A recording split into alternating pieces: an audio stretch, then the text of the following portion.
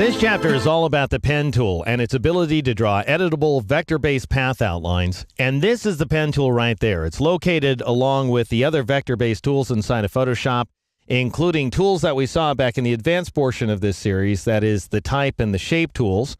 We also have this arrow tool right there, which allows you to select path outlines. But we'll start off with the pen tool, and you can get the pen tool by clicking on it or pressing the P key. Now, the great thing about the pen tool is it allows you to draw precise outlines, which you can turn into either vector-based masks or selection outlines, one point at a time. So you draw what are known as anchor points by either clicking or dragging with the tool, and then Photoshop connects the points depending on how you create them with either straight or curving segments. Now, it is that masking tool that we haven't seen so far because it allows you to draw very precise shape outlines. However, unlike the masking functions that we saw in the previous chapter, you are not using the image to select itself. Rather, you are manually selecting the image, again, one point at a time. Now, there is an exception.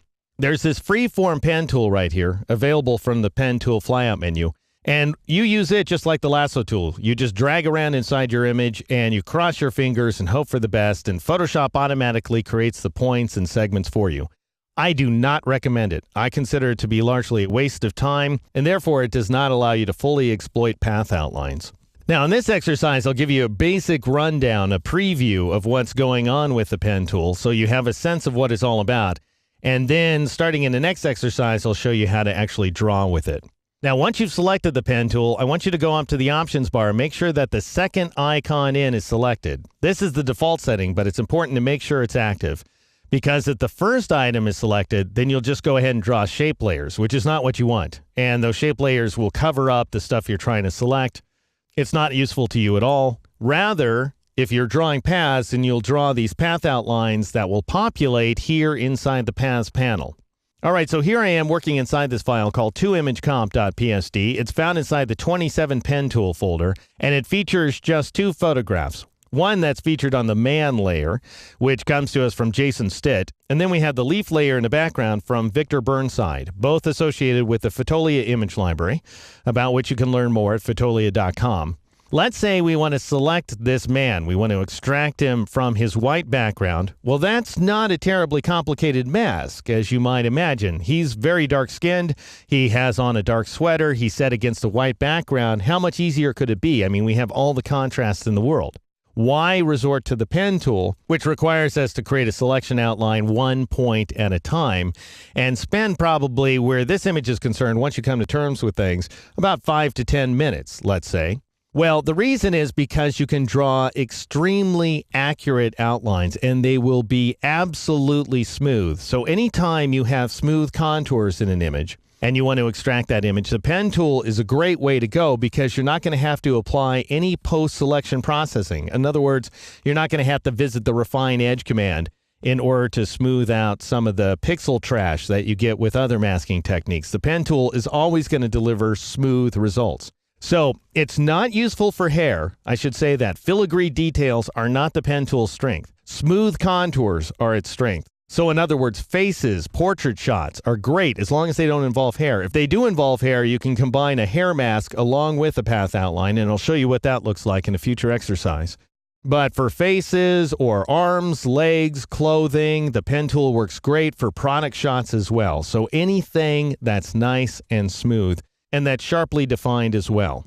Now, I've already drawn a path outline where this image is concerned. We will be tracing it, but we need to develop a few skills first. So I'll show you what I did in advance. Let's go ahead and switch over to the Paths panel. And there you will find a path outline called Man Line. If you click on it, you'll see it. Now, it's kind of difficult to see. It's this very thin gray line, just slightly on the inside edge of the man's face. So you can see that it's tracing down along his forehead, over along his ear, down his cheek, and into his sweater as well. And there's a couple different ways we could now use this path outline in order to mask the layer. One way is to convert it to a vector mask, and that way it remains an editable path outline that we can manipulate using one of the arrow tools. And that affords us an awful lot of control, and it keeps things nice and smooth. So let's see that. I'll go over to the Layers panel. With this path selected, I'll go over to the Layers panel, and I would drop down to the bottom of the panel, and you see this Add Layer Mask icon. You Control-click on it, or Command-click on that icon on the Mac. And that converts the path outline to a vector mask, as we're seeing right here. Then if I click on that vector mask thumbnail to hide the path outline, we can see that we have this very smooth transition right here. So an incredibly accurate definition of this man's face and shoulder. So that's one way to work. I'll go ahead and press Control-Z, Command-Z on the Mac. So we can see the other way, which is to go ahead and convert the path outline to a pixel-based mask. And then you can combine it with a hair mask. You can add some blur if need be to account for softly focused edges, that kind of thing. So I'll go back to the Paths panel, and I'll just make sure that this path outline is selected. It is.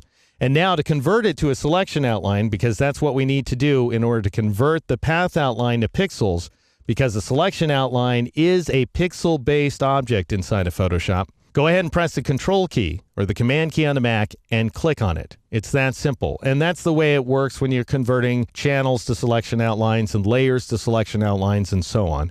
So it's just a Control click, a Command click on the Mac. Notice that not only gives us the marching ants out here in the image window, but it also deselects the path here in the Paths panel. Now I'll switch back over to the Layers panel, and instead of Control clicking on this icon or Command clicking on the Mac, I'll just click on it, and we now have a pixel-based layer mask.